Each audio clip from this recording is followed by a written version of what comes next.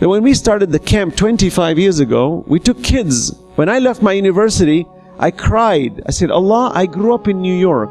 You moved me from Africa to America to New York. You brought me here with intact parents who protected me from sin. That I could have been a drug dealer, I could have been a drug addict, I could have done many haram things. New York City of all the places. You protected me. Then you sent me to the university to get educated. So many possible deaths I avoided. You protected me. You guided me. You taught me. My God, how much can I pay you back? I am not a statistic. You and I are not a statistic. 7.5 billion people, you and I are not a probability to be here in this conference tonight or today. You and I were chosen. Allah has chosen us, and He's going to hold you and me liable on Judgment Day. I'm just speaking from experience.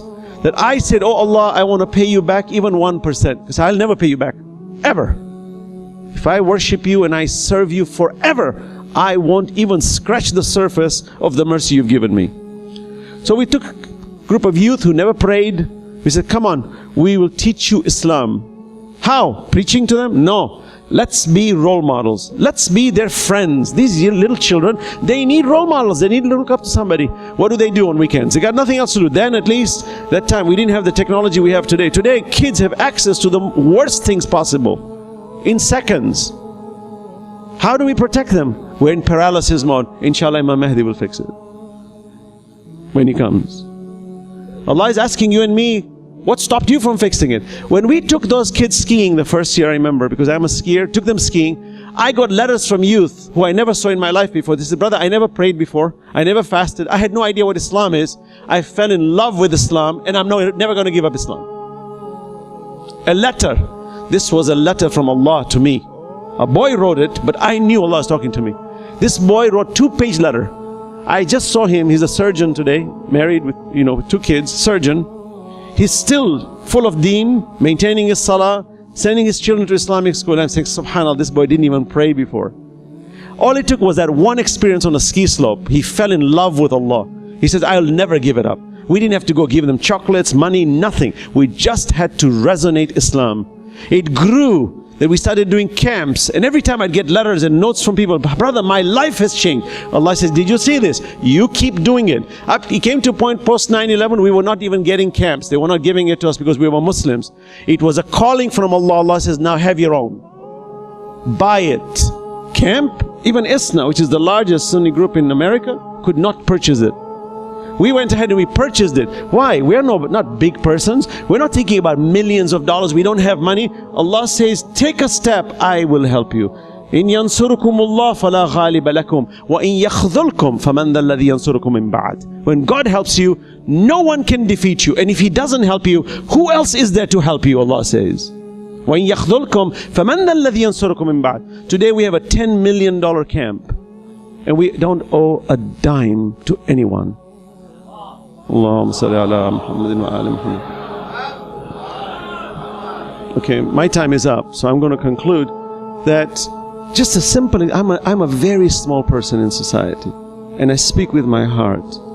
We took a step, and we were capable of building a $10 million institution that generates $500,000 a year in revenue that goes towards the education of the next generation. It goes towards orphanages around the world. It goes towards so many projects, including interest-free loans, where we're working now to eliminate student loans, because to me that's a scam. We need to eliminate these things. We're sitting with a lot of wealth.